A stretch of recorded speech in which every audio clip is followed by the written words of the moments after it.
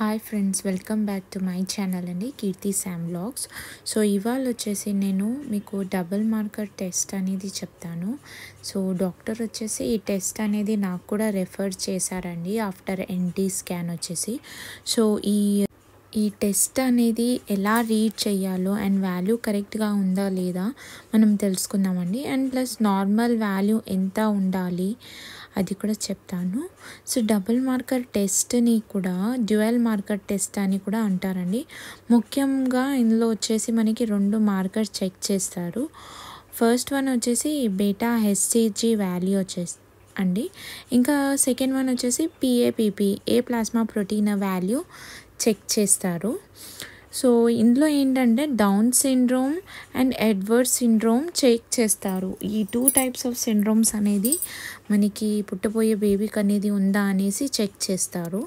So ఈ double marker test వచ్చేసి మనకి 8 వీక్స్ టు 14 వీక్స్ వరకు చేయిస్తారండి. అంటే ఆ పర్టికులర్ టైంలోనే ఈ టెస్ట్ అనేది అప్లికేబుల్ అవుతుందన్నమాట. సో ఈ టెస్ట్ అనేది ఎవరికి చేస్తారంటే పేషెంట్స్ విత్ అంటే ప్రెగ్నెంట్ లేడీస్ ఎవరైతే ఉన్నారో వాళ్ళు డయాబెటిక్స్ ఒకవేళ వాళ్ళకి వస్తే కనుక, ప్లస్ వాళ్ళకి వైరల్ ఇన్ఫెక్షన్ కానీ ఉంటే కనుక, ప్లస్ ఇంకొకటి ఏంటంటే మీనరికంలో మ్యారేజెస్ చేసుకుంటారు కదండి. సో వాళ్ళకి మ్యాక్సిమం ఎక్కువ ఈ సిండ్రోమ్ అనేది వచ్చే ఛాన్సెస్ ఉంటాయి అని అంటారు సో డాక్టర్. సో ఒకవేళ మనకు వచ్చేసి ఇది ఎన్టీ వాల్యూ వచ్చేసి 2.5 కంటే అబోవ్ ఉంటే కనుక అది రిస్క్ ఉండే ఛాన్సెస్ అన్నమాట. సో పదండి ఇంకా మనం రిపోర్ట్లో చూద్దాము ఏముందో అనేసి. సో ఇక్కడ రిపోర్ట్లో వచ్చేసి మనకి name, date of birth and నా ఫీటర్స్ వచ్చేసి 1 అని ఉంది. వెయిట్, ఇంకా నేను స్మోకింగ్ చేస్తానా లేదా అనేసి, ఇంకా ఈ ప్రెగ్నెన్సీ అనేది వచ్చేసి మనకి ఐవీఎఫ్ ప్రాసెస్లో అయిందా, సో పేషెంట్కి డయాబెటిక్స్ అనేసి ఉందా లేదా అనేసి, పిఏపిపి అని చెప్పాను కదండి అది. సో దాని వాల్యూ వచ్చేసి 6.98 అనేసి ఉంది. సో ఎఫ్బిహెచ్సిజీ వచ్చేసి 34.14 అనేసి ఉంది. సో మనకి ఇక్కడ చూడండి గ్యాస్టేషనల్ ఏజ్ వచ్చేసి, సో నాకు 12 వీక్స్లో చేశారు, 12+3 డేస్లో చేశారు. సో మెథడ్ వచ్చేసి అక్కడ ఉంది. So scan date, crown rump length వచ్చేసి 62. సో ఎన్టీఎంఓఎం వచ్చేసి 0.75.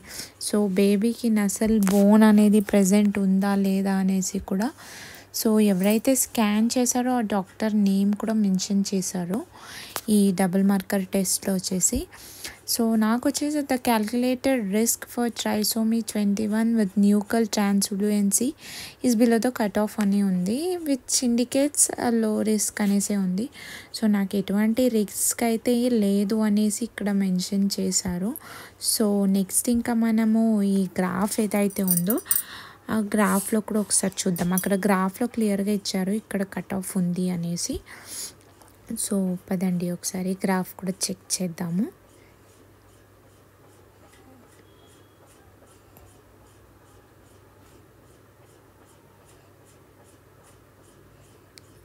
సో ఇక్కడ చూడండి గ్రాఫ్ అనేది మెన్షన్ చేశారు.